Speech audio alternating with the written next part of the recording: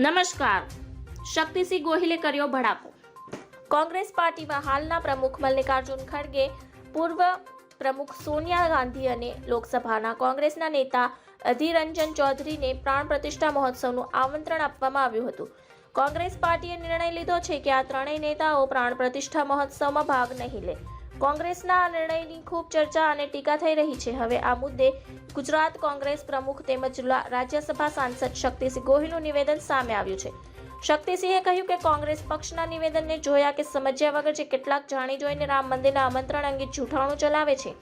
દેશના કરોડો લોકોની ભગવાન શ્રી રામની આસ્થાની સાથે કોંગ્રેસ પક્ષ છે. રામ મંદિરને રાજકીય મુદ્દો બનાવીને જે મંદિરનું કામ હજી પૂર્ણ થયું નથી તેનું માત્ર ચૂંટણી આવતા હોય પ્રતિષ્ઠા ખોટા સમય થઈ રહી છે.